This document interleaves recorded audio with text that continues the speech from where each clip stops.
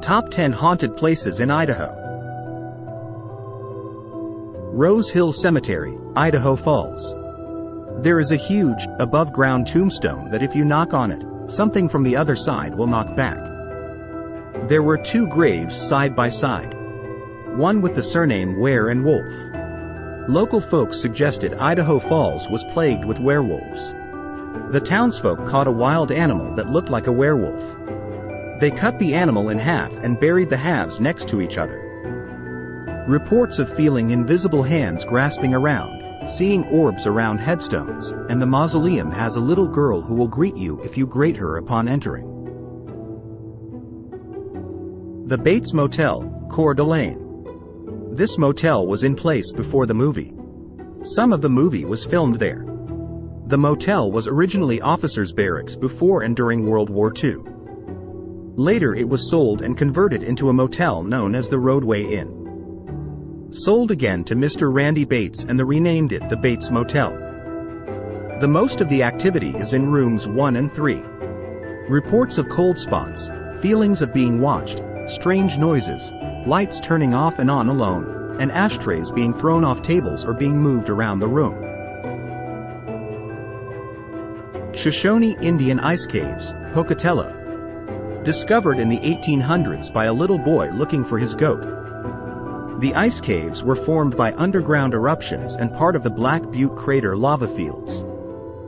The caves were almost destroyed in the 1940s by everyone creating entry points to harvest the ice. The multiple entry points in warm air a chance to get into the caves and melt the ice. In the 1950s, Russell Robinson bought the caves with the plan to restore them. His plan was successful and the ice returned. The caves used to be inhabited by the Shoshone Indians. Their beloved Princess Idaho died one day. The Shoshone caves were sacred to the Indianans and they decided to bury their princess in the ice walls so she would remain forever. Legend has it, she wants to be free from her icy grave. She whispers to visitors, hoping they set her free. People claim to see shadowy figures behind the ice. Idaho State University, Pocatello. An apparition named Alex haunts Fraser Hall. His mother was a teacher and she would bring him to work with her. He loves to play tricks on people. There are reports of Alex opening and closing doors and running around the 4th floor. The spirits in the afterlife still enjoy the theater. Apparitions of people sitting in the audience. They seem to enjoy the balcony. They also enjoy practicing the piano.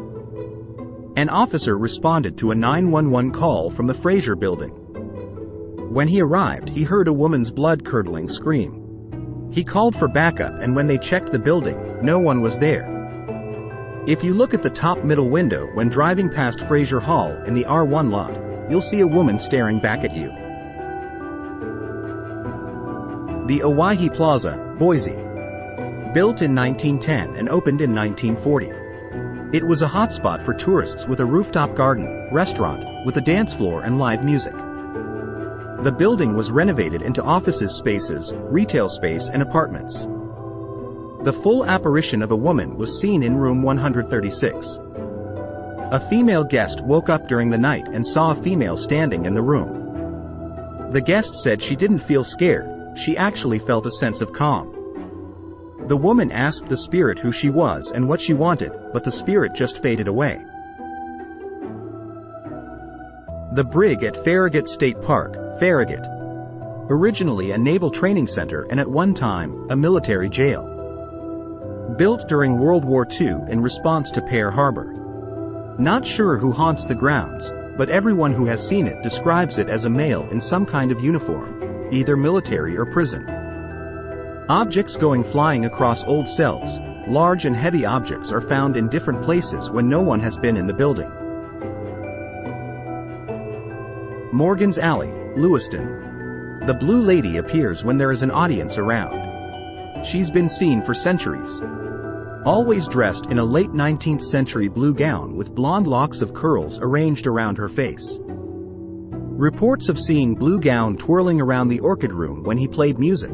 The Blue Lady stares back at guests in the mirror in the women's first-floor bathroom. The Blue Lady is believed to be Mary Spalding, a do-gooder, Christian woman who didn't like the saloons and prostitution. It's believed she died before the end of prostitution and stuck around to see how it ended. Canyon Hill Cemetery, Caldwell. The Midnight Jogger is an apparition of a woman with no legs. If you park between the trees facing the cemetery, the jogger will come up to the driver's side window and tap on it. There is also an old lady that sits on the bench after dark. If you look away for a second and then look back, she's gone. There are also reports of drops in temperature, strong odors, and the sensation that someone is watching you. Idaho Hotel, Boise. It was built in the 1900s and was used to house folks getting off the train. It has since been renovated and it is now apartments. While renovations were underway, construction crews reported the elevator moving up and down on its own. The ghost of a bellboy who was gunned down at the hotel haunts the elevator. The man who shot the bellboy later died from suicide in the hotel. A man stabbed his wife to death with a pair of scissors and buried her under the basement. She has been seen hanging around the lower levels of the building.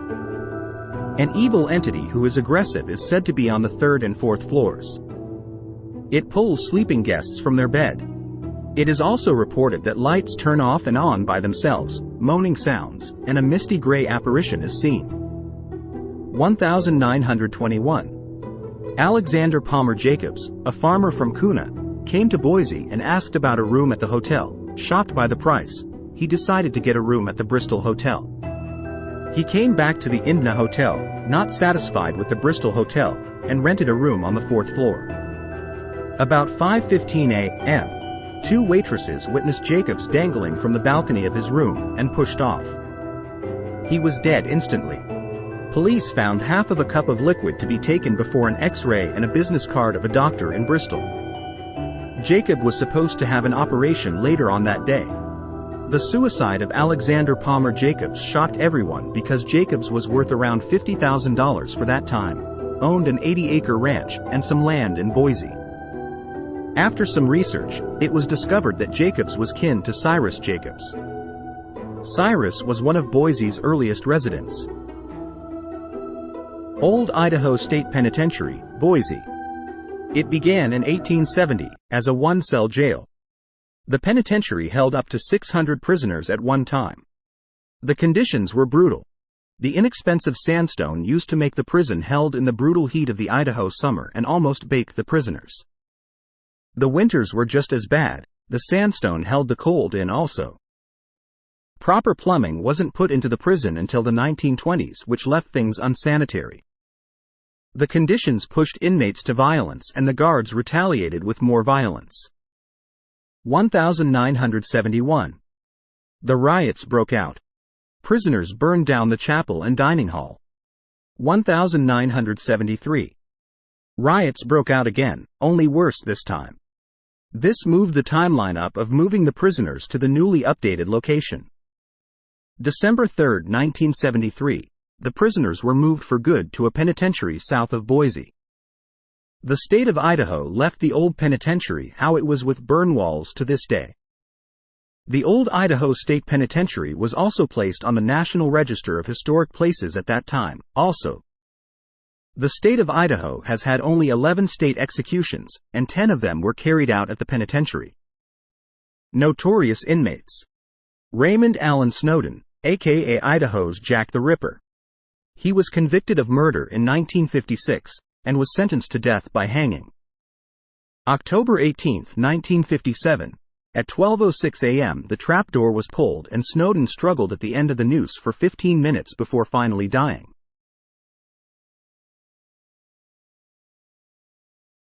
Orchard was convicted for murder in March 1908 for killing Governor Frank Steunenberg. Harry Orchard was on trial for several days, and during that time he confessed to killing 17 people and other heinous crimes when he was a Union terrorist. He was sentenced to death, but the Board of Pardons agreed with the judge and the sentence was changed to life in prison. Harry Orchard lived for 45 years at the prison, the longest sentence served by any Idaho State Penitentiary state inmate. He died in 1954. The most activity is in House 5, where Raymond Snowden was executed. There is a sinister feeling. Strange sounds, voices, cold spot and being touched have been reported. Cell doors open and close by themselves and parts of the cell's blocks that don't have power. There have been lights on.